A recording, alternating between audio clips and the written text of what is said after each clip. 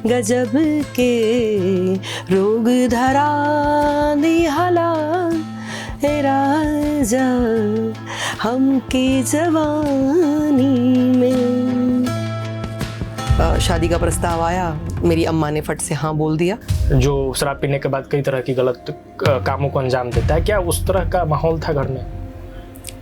ऐसा लगा या तो मैं अपने आप को ख़त्म कर दूं या फिर कि मैं यहाँ पर और ज़्यादा नहीं रह पाऊंगी।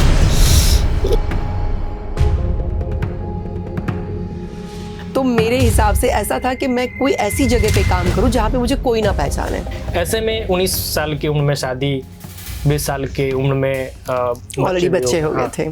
उसके एक लंबे अंतराल के बाद फिल्म इंडस्ट्री में आपकी एंट्री होती है जी। ये कितना मुश्किल रहा आपके लिए? आपको इंडस्ट्री के बारे में जब मैंने शुरू किया पता करना, तो मुझे ये समझ में आया जहाँ आपको लोग समझेंगे कमज़ोर, वहाँ वो आपकी कमज़ोरी का फ़ायदा उठाएंगे और आपको टारगेट किया जा सकता है। तो अपनी थर्ड फिल्म तो निर्भय रिक्शा वाला थी। उसके बाद में तो मुझे कोई पीछे मुड़ के देखने की ज़रूरत ही नहीं पड़ी। लोगों ने मुझे सर आँखों पे रखा और रातों रात मैं स्टार हो गई। उसके बाद फिल्मों की बहुत लाइन लग गई। डार्क पार्ट है उस इंडस्ट्री का, चाहे वो भोजपुरी इंडस्ट्री हो चाहे बॉलीवुड हो, कि लड़कियों को बहुत कुछ झेलना पड़ता है। बिल्कुल। क्या पाखी को भी झेलना पड़ा? मेरे लाइफ के गोल बड़े क्लियर रहे हैं। No means no. मतलब कुछ शॉर्टकट्स हैं बॉलीवुड में? ऑफ कोर्स शॉर्टकट्स हर कोई अप्रोच करने की कोशिश करते हैं। हाँ। और वो सिर्फ फिल्म इंडस्ट्री में नहीं है, हर फील्ड में है। आप भी जानते हैं हर जगह पर एक अफवाह फिल्म के बाजार में होता ही है। आपको लेकर भी कई अफवाहें रही हैं, जिसमें अफवाहें क्या है ना, एक नाम जुड़ा निरहुआ के साथ, क्योंकि ज्यादातर फिल्में आपने उनके साथ की। बिल्कुल। मैं घर बनाने में बिलीव करती हूँ, तोड़ने में नहीं। हमने हमेशा कोशिश की जब भी फिल्में बनाई कि हम ऐसी फिल्में बनाएं जो साउथ की लेवल की मैच करें।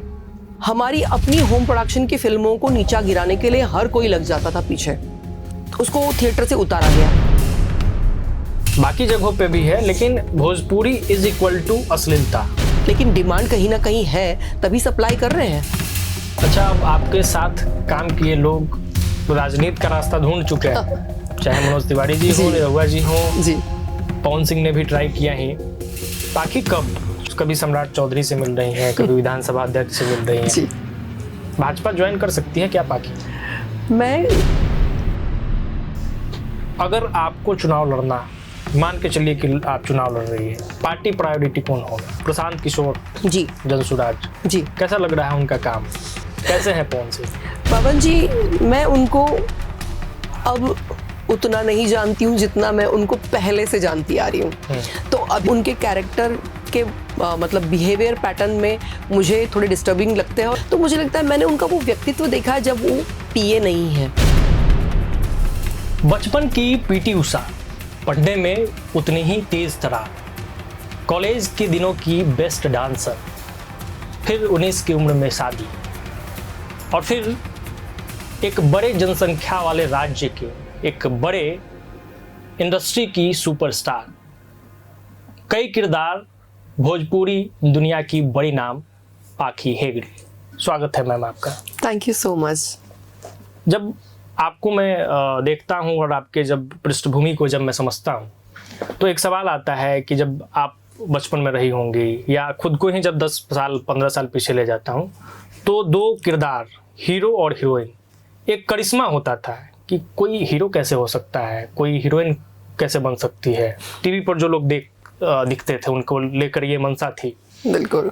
ऐसे में एक पाखी जो अच्छी स्टूडेंट थी, डांसर भी थी, खेल भी लेती थी बढ़िया, क्यों दिमाग में आया कि भाई फिल्म करना है, हीरोइन बनना है? ये मन मस्तिष्क में कैसे आया?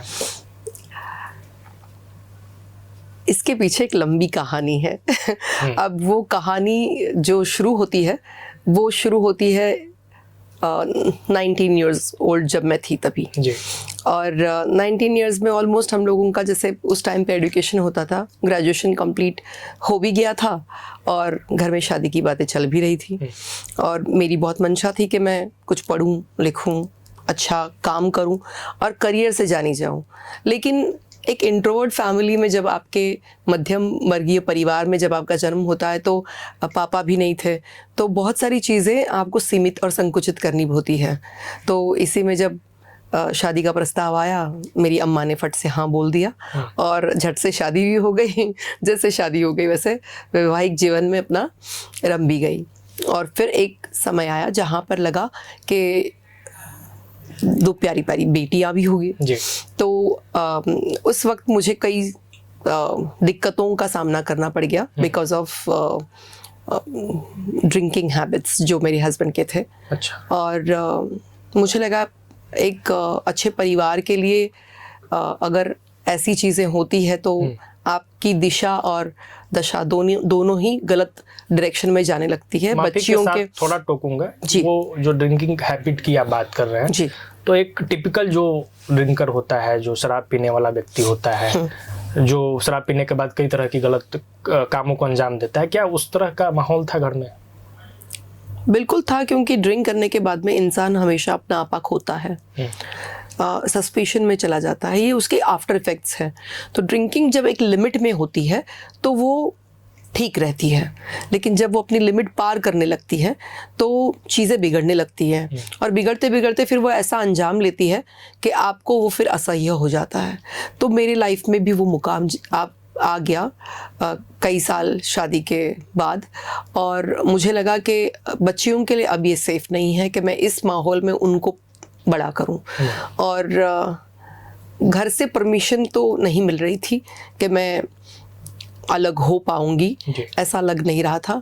लेकिन फिर ऐसे कई इंसिडेंसेस हो गए जहाँ पर मुझे ऐसा लगा या तो मैं अपने आप को ख़त्म कर दूं या फिर इधर से बाहर निकल जाऊं और कुछ अपना शुरू करूं, कुछ अपने बच्चों के लिए अच्छा करूं।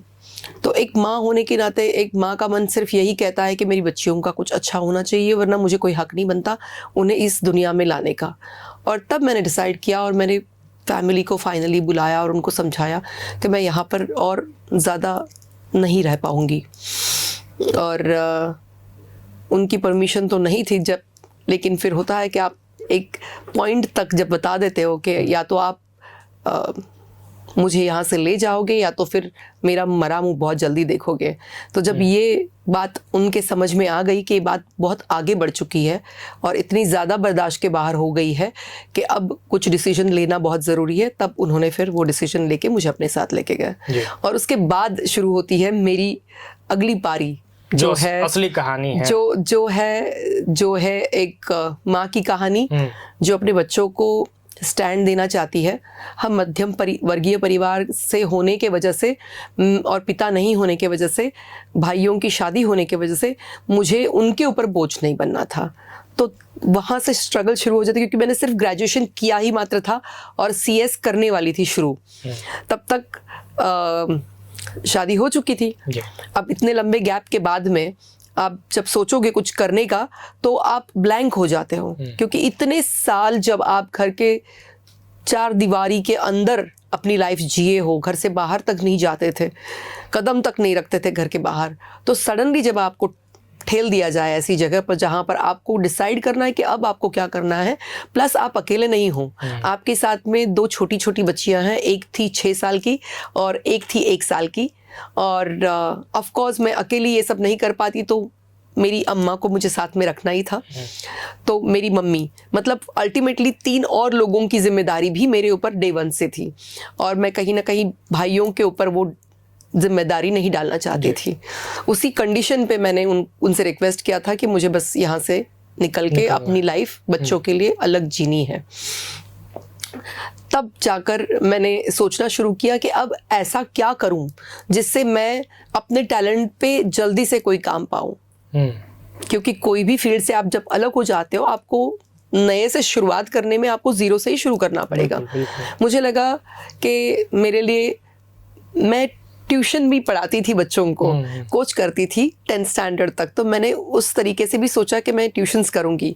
लेकिन मेरी एक जो स्टूडेंट रही थी उसने मुझे एडवाइस किया कि दीदी आपका फेस अच्छा है, आप अच्छे से एड्स कर सकती हो, मम्मी वाली एड्स काफ़ी अच्छी लगेंगी आप पे, तो प्लीज़ आप वो ट्राई कीजिए।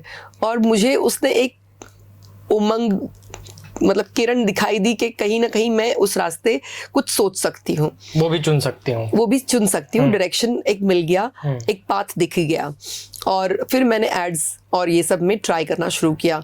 और उसी दौरान मुझे एक शो ऑफर हुआ जिसका नाम था मैं बनूंगी मिस इंडिया, जो DD1 पर आ गया था।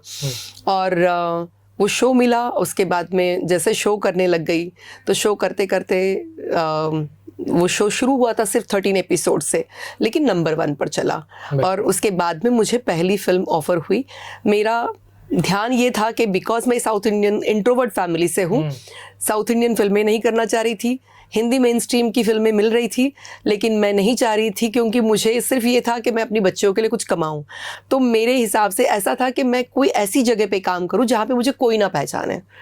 मतलब भोजपुरी में आने का मकसद ये था कि कोई यहाँ पहचानता नहीं है, पहचानता नहीं है। और DD1 का मतलब भी वही था, क्योंकि DD1 नॉर्मली हमारे वहाँ पर भी कोई देखता नहीं था, और ज्यादातर इंटीरियर्स में, बिल्कुल इंटीरियर्स में देखते थे ज्यादातर। तो उस हिसाब से मैंने DD1 चूज किया था। ये भी जब फिल्म ऑफर हुई तो मैंने यही सोचा था कि फिल्म ही तो है, तो उतना कुछ मतलब, पर मुझे नहीं पता था कि मुझे इतना बड़ा भोजपुरी जानती थी उस वक्त आप? बिल्कुल नहीं, मैं बिल्कुल भोजपुरी नहीं जानती थी। मुझे उस भाषा का भी पता नहीं था कि भोजपुरी भाषा भी कोई एग्जिस्ट करती है, ये भी आइडिया नहीं था। मैं तो टीचर रही तो मुझे हिंदी अच्छी आती थी, इसीलिए भोजपुरी समझना थोड़ा सा आसान हो गया। अदरवाइज साउथ इंडियंस को हिंदी समझना भी थोड़ा सा डिफिकल्टी हो जाता है वैसे बात करेंगे तो अब आते हैं कि एक वाक्य कहा जाता है कि जिनकी शादी हो जाती है, खासकर जब वो लड़की है, तो फिल्म इंडस्ट्री में उनका रास्ता लगभग बंद हो जाता है, या करियर का ग्राफ अगर यहाँ है तो वो डाउन हो जाता है, डाउनफॉल हो जाता है। ऐसे में 19 साल की उम्र में शादी, 20 साल की उम्र में ऑलरेडी बच्चे हो गए थे। उसके एक लंबे अंतराल के बाद फिल्म इंडस्ट्री में आपकी एंट्री होती है। ये कितना मुश्किल रहा आपके लिए? क्या ये बाधा बना कि माँ होना, शादीशुदा होना?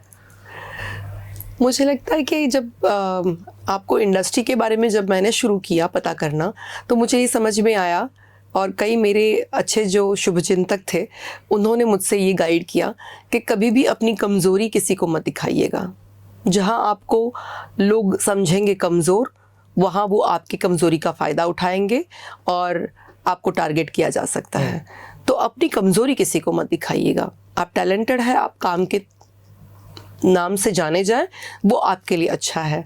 और उस बात को मैंने गांठ बांध लिया। मैंने अपनी पर्सनल लाइफ को बड़ा अंडर द कवर रखा, और मैंने सिर्फ मेरी टैलेंट के लिए लोगों को अप्रोच किया और टैलेंट से रिलेटेड बात करके काम पाया।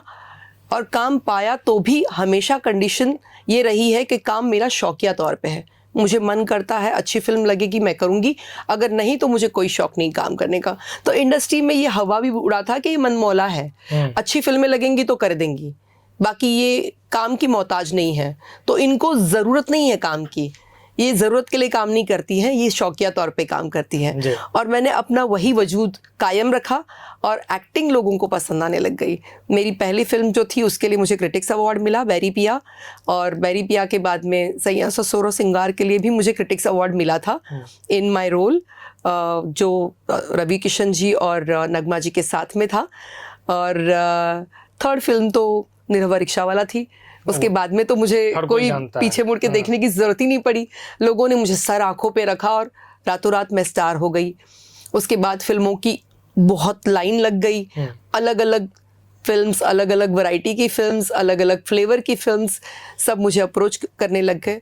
उसके बाद में मुझे कभी पता ही नहीं चला कब मैं सुपरस्टार कैसे बन गई, लोगों के दिल में कैसे राज करने लग गई। भी छुपानी पड़ी क्या कि आप तो शादीशुदा है, आपके बच्चे हैं? हाँ बिल्कुल, मैं आपको इसका बहुत ही फनी इंसिडेंट बताऊंगी। हम लोग शूटिंग कर रहे थे, जैसे निरहुआ रिक्शा वाला की जब शूटिंग कर रहे थे तो काशी विश्वनाथ मंदिर में हम लोग जब गए थे, मतलब मैं अकेली ही गई थी, मेरे साथ कई लोग चले थे पर वो अलग अलग अपने अपने हिसाब से आए थे।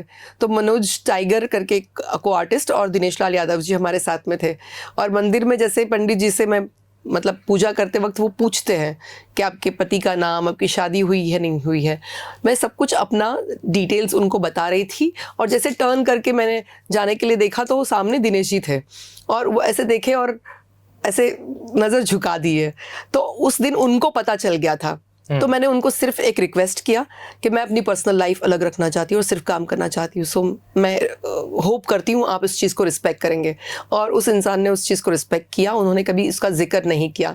नेक्स्ट इंसिडेंट था मनोज तिवारी जी, शूट थी हमारी पंचगनी में, और पंचगनी में मेरी बेटियां पढ़ती थी, बोर्डिंग स्कूल में थी, और मैं इन चीज़ों को फिल्म इंडस्ट्री से बड़ी अलग थलग रखती थी चीज़ों को, लेकिन जब वो पंचगनी में थी, मेरे इतने नज़दीक थी, तो मेरा मन नहीं मान रहा था तो इसीलिए मैंने उनको छुपा के बुला लिया अपने पास सेट पे और होता है कि कभी आप लोगों से बताना भी नहीं चाहते हो, लेकिन एट द सेम टाइम कुछ ऐसे वाक़ये हो जाते हैं कि अल्टीमेटली वो आपके आसपास आ जाते हैं। तो मनोज जी ऐसे पास हो रहे थे, और पास होते होते उन्होंने मतलब रूम में ऐसे ही झांक के देखा, तो दोनों खेल रही थी तो बोले अरे वाह ये सब कौन है। तो जैसे वैसे वो बोलते वक्त माँ करके बोलने गई, और फिर उसको रियलाइज हुआ कोई है, तो मासी मतलब तो ये चीजें बचपन में भी उनको भी पता था कि इंडस्ट्री में हम लोगों को किसी से बात नहीं करनी है, और इंडस्ट्री में किसी से कनेक्ट नहीं होना है, और इंडस्ट्री में कुछ भी अगर ऐसी चीजें हैं तो उस टाइम पे आप इनको मासी। हाँ, तो मतलब मैंने कोशिश की कि मैं अपनी लाइफ को अलग रखूं, लेकिन जब मैं एक लेवल पे आ गई और लोगों ने मुझे एज एन हीरोइन एक्सेप्ट कर लिया, उसके बाद में फिर मनोज जी को भी उसी सेट पे मैंने बता दिया ये मेरी बेटियां ही हैं, लेकिन मैं फिल्म इंडस्ट्री मतलब मैं किसी को नहीं बताती हूँ और नहीं बताना चाहती हूँ। मेरा काम है, मेरा काम बोले, और मेरे काम से मैं पहचानी जाऊँ, मेरे व्यक्तित्व में और पर्सनालिटी में और मेरी फैमिली में क्या हो रहा है क्या नहीं हो रहा है, ये मेरा एक पर्सनल एस्पेक्ट है, मैं उसको एनलाइटन नहीं करना चाहती हूँ यहाँ पर।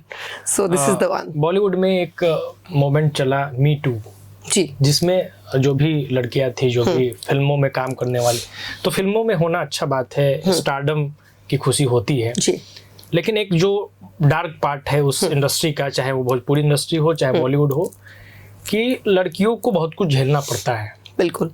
क्या पाखी को भी झेलना पड़ा? देखिए, मुझे ये समझ में आता है कि आपकी प्रायोरिटी सेट होनी चाहिए, आप किस टर्म्स पे अपने आप को रखना चाहते हो। मेरे लाइफ के गोल बड़े क्लियर रहे हैं, नो मीन्स नो। काम नहीं करना है ठीक है, मैं बर्तन मांज लूंगी, लेकिन मैं अपनी इज्जत की रोटी इज्जत से खाऊंगी और इज्जत से खिलाऊंगी। ये चीज़ जब आपके मन में क्लियर होगा तो आपको कोई भी वीक नहीं कर सकता। यहाँ पे क्या है ना, रेस बड़ी शॉर्ट लिव्ड, कि मुझे नहीं मिला तो उसको मिल जाएगा। इस रेस में कई बार लड़कियां अनजाने में गलतियां कर देती हैं, तो मुझे लगता है कि आपको पहले अपनी लिमिटेशंस और अपनी लाइन मार्क करना बहुत ज़रूरी है। सीखें कि आप कितना अपने आप को कंफर्टेबल फील करते हो कोई भी चीज़ करने में। मुझे हिंदी फिल्म ऑफर हुई थी जी, नाम नहीं लेना चाहूँगी, इंडस्ट्री के काफ़ी अच्छे, बिपाशा बासु थी उसमें, चैटर्जी करके एक हीरो जो काफ़ी दिनों से रहे, और जॉन अब्राहम रहे हैं, प्रियांशु चैटर्जी आई थिंक। सो उनकी फिल्म थी, अच्छे खासे राइटर थे, उन्होंने जब फिल्म लिखी और मेरा बहुत प्राइम रोल था और सेकंड लीड था, उसके बावजूद भी जब मुझे लगा कि उनकी कुछ हरकतें मुझे समझ में नहीं आ रही है, तो मुझे बोलने लगे गुडिया तुम्हारे लिए नहीं है ये इंडस्ट्री। मैंने कहा ठीक है।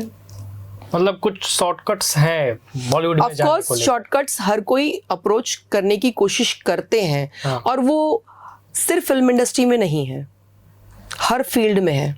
आप भी जानते हैं हर जगह पर, भले वो हॉस्पिटल हो, भले वो कॉरपोरेट सेक्टर्स हो, हर जगह पे ये पॉलिटिक्स और ये मैनिपुलेशन चलता है। डिपेंड करता है कि इंडस्ट्री में भी है, ऑफ कोर्स है, बहुत जगहों पे है, हर जगह पे है, लेकिन कोई आपको फोर्स नहीं करता। ये आपकी इच्छा कि आप क्या करते हो ऐसे टाइम पे। क्या आप इन चीज़ों को गिव अप करके स्टैंड लोगे कि हाँ मैं जो करूँगी ये करूँगी, मैं ये मुझे मंजूर है, मुझे ये मंजूर नहीं। क्या आप अपनी लाइन ड्रॉ कर सकते हैं? मैंने आज तक इतनी सारी फिल्में की है और इतने सारे प्रोड्यूसर्स, डायरेक्टर्स, एक्टर्स, सभी लोग मुझे जानते हैं और पाखी जी करके रिस्पेक्टफुली बुलाते हैं। क्यों? मैंने अपना रिस्पेक्ट कमाया है भाई। कोई मुझ पर उंगली उठा नहीं सकता, क्योंकि मैंने उस लाइन को ड्रॉ किया है। तो मैं जानती हूं कि अगर मुझे काम नहीं करना है, मैं बोलूंगी नो, मैं ना करूं फिल्म, मैं घर में बैठी रहूं। दाल रोटी चल रही है ना। एक अफवाह फिल्म के बाजार में होता ही है, आपको लेकर भी कई अफवाहें रही हैं, जिसमें अफवाहें क्या है ना, एक नाम जुड़ा निरहुआ के साथ, क्योंकि ज्यादातर फिल्में आपने उनके साथ की। बिल्कुल।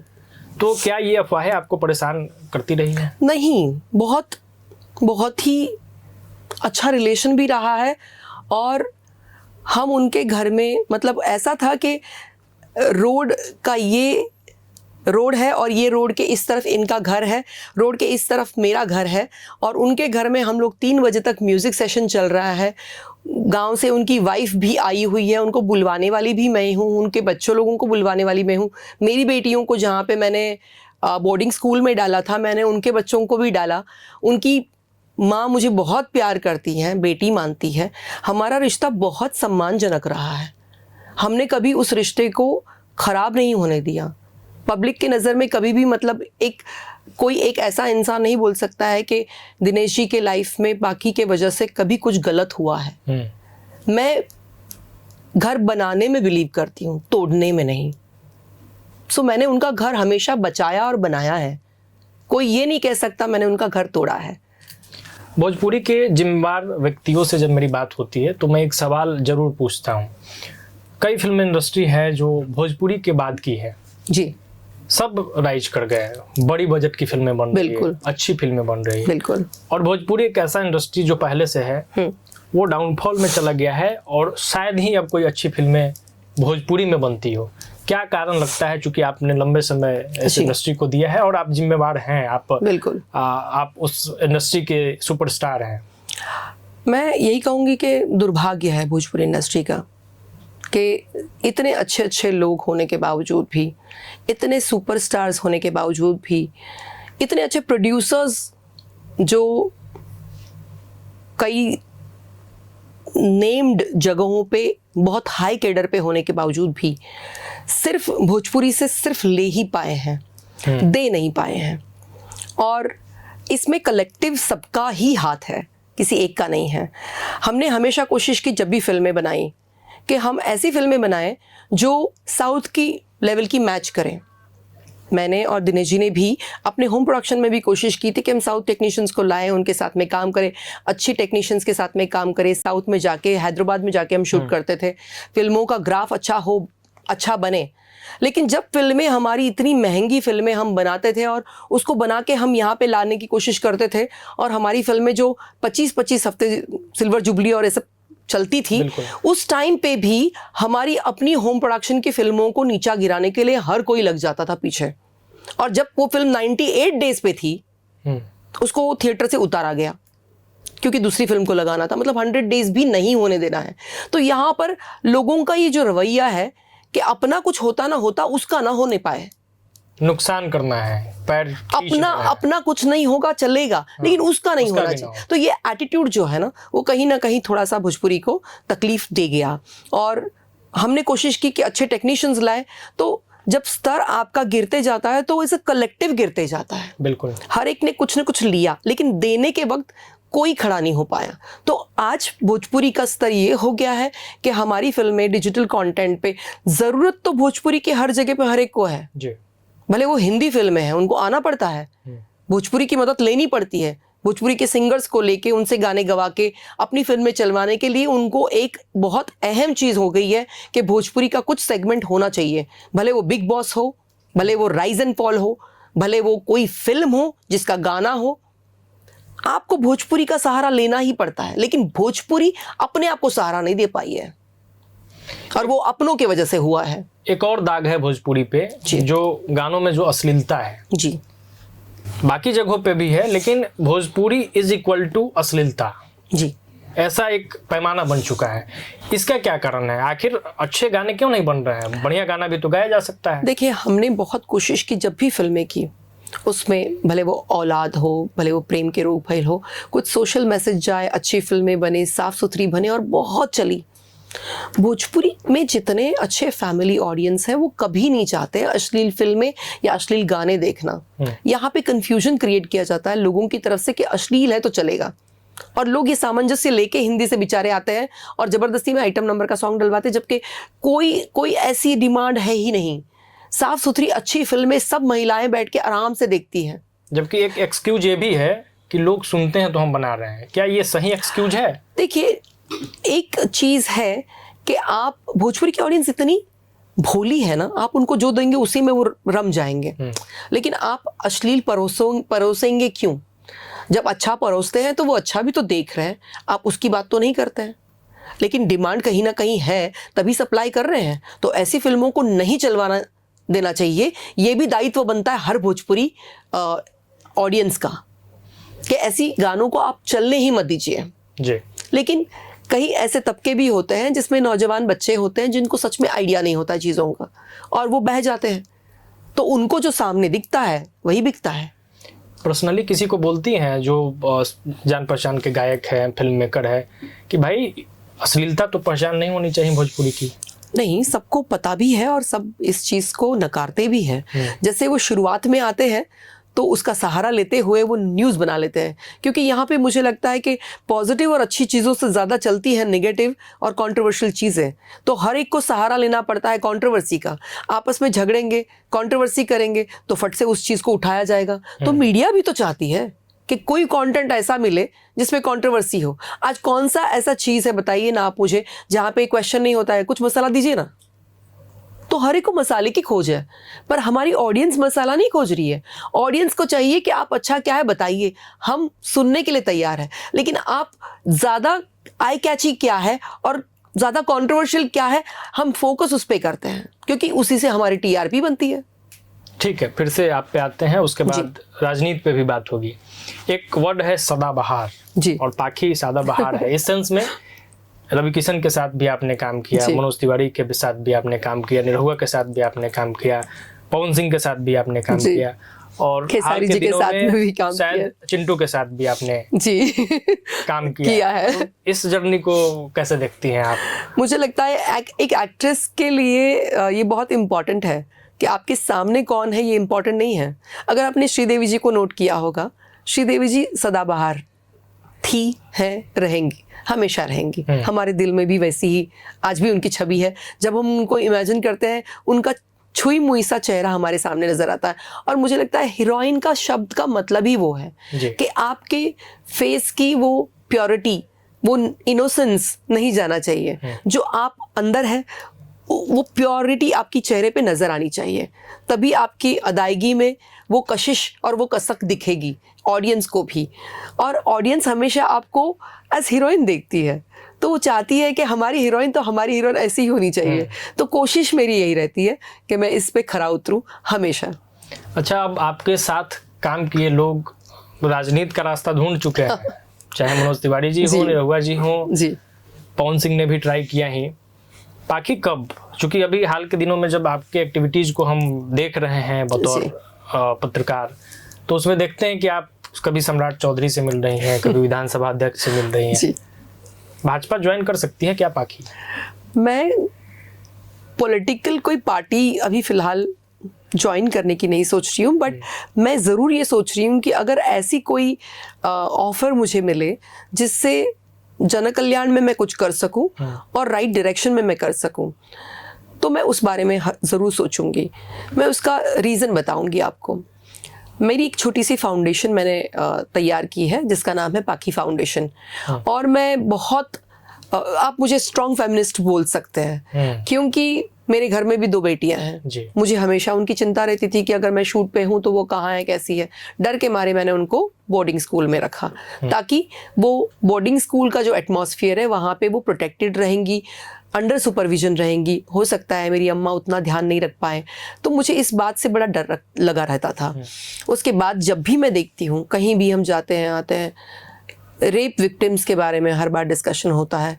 5 साल के बच्चियों को तक नहीं छोड़ते हैं, 10 साल की बच्चियों को नहीं छोड़ते हैं, 85 साल की बुढ़िया को तक नहीं छोड़ते हैं लोग। तो मानसिकता इतनी गंदी हो गई है और इतनी सोच लोगों की गिर गई है कि आप इतना भी लिहाज नहीं कर पा रहे हो कि जो बच्चा चल नहीं पा रहा है और जो औरत चल नहीं पा रही है, आप उनको तो बख्श दो।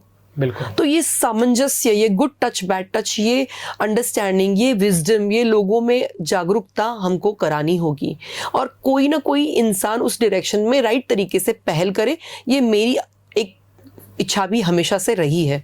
तो मैं इस फाउंडेशन में कोशिश कर रही हूँ कि जैसे इधर एक्ट्स आते हैं तो 1090 जो है वो आप गुहार लगा सकते हैं जब आपके साथ में कुछ घटेगा। हाँ। लेकिन क्या हम उसको न घटने के लिए कुछ कर रहे हैं? तो नहीं, हम नहीं कर रहे हैं।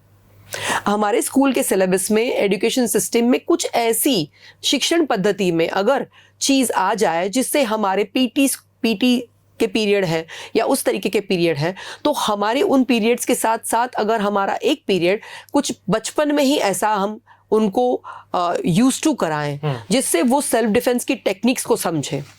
विंचुन करके कला है जो एक औरत ने बनाई है औरतों के लिए, कि पहले आप कैसे बचे और अगर जरूरत पड़े तो कैसे दे। तो मैं उस शिक्षण पद्धति को, उस कला को मैं चाहती हूं कि हम लोग बच्चों में, जब वो एक छोटी उम्र में ही है, उसी वक्त अगर स्कूल के उस सिलेबस में ही ऐड कर दें तो उससे मुझे लगता है कि बच्चों में वो कॉन्फिडेंस जो है ना वो अलग रहेगा। जब आपको कोई चीज पता होगी, अगर आप स्विमिंग अच्छा जानते हैं तो आप पानी में डाल दीजिए, आप आराम से तैर लेंगे। तो वैसे ही उनको अगर वो पता होगा तो उनको 2-4 हाथ लगाना बात की बात, लेकिन बचना कैसे है ये तो पता होगा। मार ऐसी जगह पे करे कि घाव करके उसको भागना तो पता होगा। तो ओपोनेंट कितना भी स्ट्रांग हो, उससे बचना कैसे है और जरूरत आने पे कहाँ वार करेंगे तो वो अपने आप को बचा सकती है, ये हम वहां पर सिखाते हैं। और मेरी कोशिश यही रही है कि मैं इसका प्रचार करूं। स्कूल्स कॉलेजेस में मैं हमेशा जाती हूं, बच्चों को पढ़ाती हूं, उनको क्लासेस के बारे में बताती हूं और मैं कोशिश भी कर रही हूं कि गवर्नमेंट लेवल पे भी अगर कहीं पे कुछ हो सकता है तो इसको किसी भी तरीके से, मैं चाहूँगी कि मेरे लाइफ का ये ड्रीम है और मेरा एम्बिशन है कि मैं इसको अपने शिक्षण पद्धति में लाऊं। तो क्या इसका तरीका चुनाव लड़ना अगर हो सकता है? अगर इसका तरीका चुनाव लड़ना है तो मैं तैयार हूँ। और अगर मुझे मेरी एक्टिविटीज को जोड़ा जा रहा है बिकॉज चुनाव है, तो मैं कहूंगी ये एक्टिविटीज मेरी कई सालों से चल रही है और इसका प्रमाण आप हर न्यूज़पेपर में देख लेंगे कि मैं 5 साल पहले भी बाढ़ग्रस्त जो इलाके थे वहां जाती थी, उसके पहले भी मैं करती थी। ऐसा नहीं है। मैं दर्शकों को बता दूं कि पाखी जो सिर्फ लड़कियों के लिए काम नहीं कर रही हैं, बल्कि आप देखेंगे जब इनके एक्टिविटीज को तो पटना में गरीबों के बीच जाके या बिहार के अलग अलग हिस्सों में कभी नेट बांट देना, कभी कुछ भी वितरण करना, साथ ही साथ बाढ़ प्रभावित क्षेत्र है, हाल के दिनों में जमुनिया की जो स्थिति रही वहाँ भी ये गई और अपने स्तर से इन्होंने मदद किया। तो ये लगातार करते रहती है। खैर, तो अगर आपको चुनाव लड़ना, मान के चलिए कि आप चुनाव लड़ रही है, पार्टी प्रायोरिटी कौन होगा? मैं किसी एक पार्टी में बिलीव नहीं करती, क्योंकि मुझे लगता है कि पार्टी में हर एक नेता का अपना एक छवि है और हर एक के अपने सिद्धांत है। मुझे लगता है कि मैं किसी भी पार्टी से रहूंगी तो भी एज नेता मैं क्या करूंगी ये इम्पोर्टेंट है। भारतीय जनता पार्टी की विचारधारा लोग वही हैं भोजपुरी से। मुझे लगता है कि उनकी विचारधारा बहुत अच्छी है और मैं कई नेता जो है जो उस पार्टी से बिलोंग करते हैं उनकी विचारधारा से सहमत हूँ, लेकिन इसका मतलब ये नहीं है कि मुझे दूसरी पार्टी की विचारधाराएं समझ में नहीं आई है। एक छोटा कमेंट मैं चाहूंगा जी। प्रशांत किशोर जी, जनसुराज जी, कैसा लग रहा है उनका काम? अभी तक जितना भी मैंने उनको देखा है, नोट किया है, मुझे उनकी विचार शैली जो है, जो रोजगार को लेकर, रोजगार के ऊपर वो जो प्रॉमिस कर रहे हैं और जिस तरीके से काम कर रहे हैं, मुझे काफ़ी प्रॉमिसिंग लगते हैं वो। और अगर वो जो बोल रहे हैं वो कर जाते हैं तो वो एक अच्छे नेता साबित होंगे। अब कुछ आपके साथी जो कलाकार रहे हैं, जो अभी भी हैं, उनके बारे में कुछ आपसे जानना चाहेंगे, जिसमें एक बड़ा नाम है पावर स्टार, लोग उनको कहते हैं पवन सिंह जी।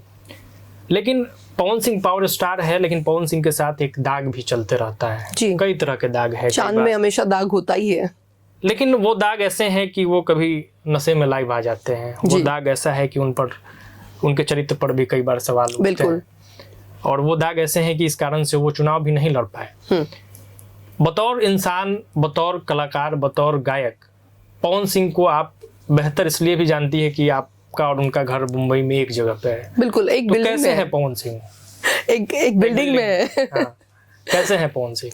पवन जी, मैं उनको अब उतना नहीं जानती हूँ जितना मैं उनको पहले से जानती आ रही हूँ। तो अभी इंसान का जो वक्त के साथ में है, नेचर भी चेंज होते जाता है, बिहेवियर भी चेंज होते जाता है, लेकिन मैं उस पवन को जानती हूँ जो मुझे ऑलवेज दीदी के नज़र से हमेशा देखा है, बात किया है, और उसके जीवन में कुछ ऐसे इंसिडेंट हुए थे जहाँ पर मैंने उनका साथ देके उनकी दिन रात, मतलब होता ना, सेवा भी की है।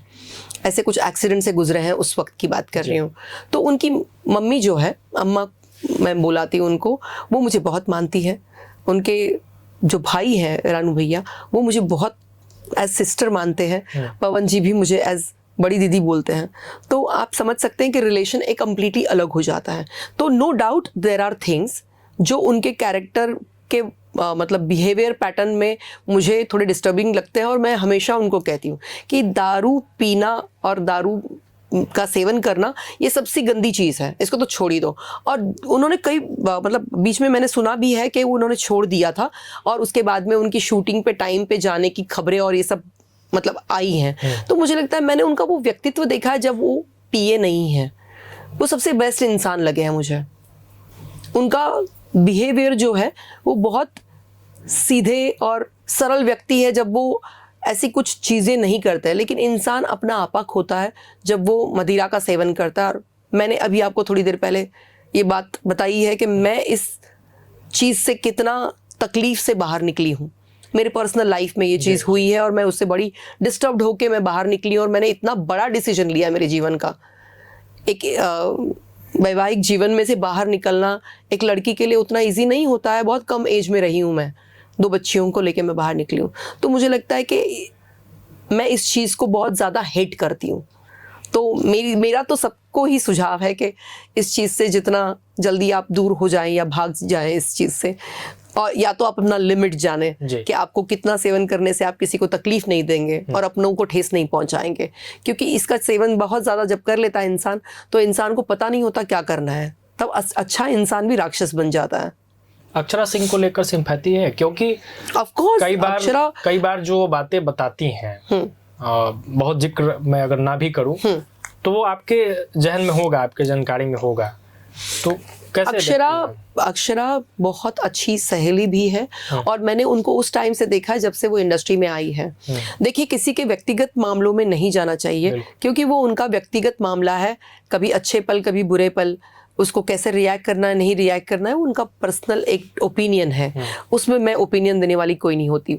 लेकिन मैंने उनको देखा है कि किस तरीके से उन्होंने स्ट्रगल करके अपने आप को स्टैंड करके दिखाया यहाँ पे। It is not easy for a woman to take stand like this. अगर एक लड़की अपने आप को खड़ा उस जगह पे करके उस चीज़ों को, मतलब जितनी नेगेटिव चीज़ें आ रही हैं उनको अगर फेस करके आगे बढ़ती है और सक्षम तरीके से उन चीज़ों को फेस कर पाती है, ये अपने आप में काबिल तारीफ़ है। सो आई वुड अप्रिशिएट, और मैं हर उस लड़की का साथ दूंगी जो अपनी मेहनत से यहाँ पहुँची है और उसने अपना नाम कमाया और इतने लोगों के दिलों में राज कर रही है। तो it's hats off to her talent, her will power. ये बहुत इजी है कहना अरे कर लिया, लेकिन वहाँ खड़े रह के जो कर पाता है उसको पता है कि कितनी परेशानियों के बाद में आप वहाँ पहुँच पाते हैं। वहाँ तक का सफ़र तय करने में आपको कितना कुछ कर गुजरना पड़ता है, कितना पेशेंस और धैर्य रखना पड़ता है। पसंदीदा गाना कोई? मेरी फिल्म के ही गाने हैं जो मेरी पसंदीदा है। सुना सकती हैं कुछ लाइन? अभी आवाज़ तो उतनी ठीक नहीं है, लेकिन गा सकती हूँ। हाँ। मन के सवरिया बन गईला तू, चुपके से का कैला तू, नस नस में तू गईला समा, डाल दला परेशानी में, गजब के रोग धरा दिहला हे राजा हमके जवानी में। बहुत सुंदर। Thank you. जितनी अच्छी आवाज पूरी बैठी हुई है। आर्टिस्ट उतनी बढ़िया आप, उतना बढ़िया आप गा भी लेती है। Thank you. कोई आगामी प्रोजेक्ट? जी बिल्कुल, याशी फिल्म्स के तले जिस बैनर के अंडर मेरी परिवार फिल्म बहुत ही अच्छी हिट रही है, उसी बैनर के अंडर मैं एक बहुत अच्छी फिल्म करने जा रही हूँ जिसका नाम है अम्बे हे मेरी माँ। और मेरा वो प्रोजेक्ट अक्षरा जी के साथ में ही है। और हम लोगों ने खूब सारा सेट पे बहुत मस्ती मजाक भी किया, धमाल भी किया और बहुत अच्छे से शूट भी किया। बहुत ही इंटरेस्टिंग प्रोजेक्ट है। एक ऐसी कहानी है जिसमें आपको किस तरीके से, अगर आप किसी माँ की भक्त हैं तो माँ आपके लिए कैसे सदैव तैयार रहती है, और उसकी एक झलक जैसे होती है ना, वो रियल वर्ल्ड में आपको देखने मिलेगा। इनके बारे में एक अच्छी बात यह है कि भोजपुरी में एक जो ट्रेंड शुरू से चलता आया है कि हीरो फर्स्ट प्रायोरिटी और हीरोइन जो है वो प्रायोरिटी में है ही नहीं। ऐसे में एकमात्र हीरोइन जिसने अपने बल पर कई फिल्मों को चलाया है। अब कुछ छोटा छोटा जवाब चाहेंगे आप से कि अगर बेस्ट सिंगर की बात करें भोजपुरी में तो पाखी के हिसाब से कौन? पवन जी। Best actor? रवि किशन जी। वैसे तो पाखी बेस्ट फीमेल एक्ट्रेस तो है ही, फीमेल एक्टर है। फिर भी अगर लड़की में किसी का नाम आप बताना चाहें? आम्रपाली जी बहुत अच्छा परफॉर्म करती है। और गाना कौन अच्छा गाती है? अक्षरा जी। अक्षरा से गाना और भी हैं जो मेरे गाने गाई हैं, मुझे बहुत पसंद है। कल्पना जी, उनकी आवाज़ की मैं बड़ी कायल हूँ। और अब अच्छे नेता कौन? अच्छे नेता में मुझे लगता है कि मुझे सम्राट चौधरी जी अच्छे नेता लगते हैं। उनकी छवि एज अ शासक अगर मैं देखती हूँ तो उनका एडमिनिस्ट्रेशन वर्क मुझे काफ़ी अच्छा लगता है जी। मुझे लगता है वो अच्छा डिलीवर करेंगे अगर वो एक पावर और पोजीशन में रहेंगे तो। अच्छा नेता भोजपुरी इंडस्ट्री जो लोग निकले हैं उसमें कौन? मुझे अभी तक वो फ्लेवर किसी का अभी तक दिखा नहीं है। मुझे लगता है रवि किशन जी फिलहाल मुझे उतना अच्छा काम करते हुए नज़र आ रहे हैं, बट मैं इन डेप्थ बताऊं आपको, मैं प्रॉपरली किसी को एनालाइज नहीं कर पाई हूँ टू दैट एक्सट्रीम, जहाँ पे एक बोलते ना जब एक मुद्दा प्रॉपरली रख के अपना मनवा लेना।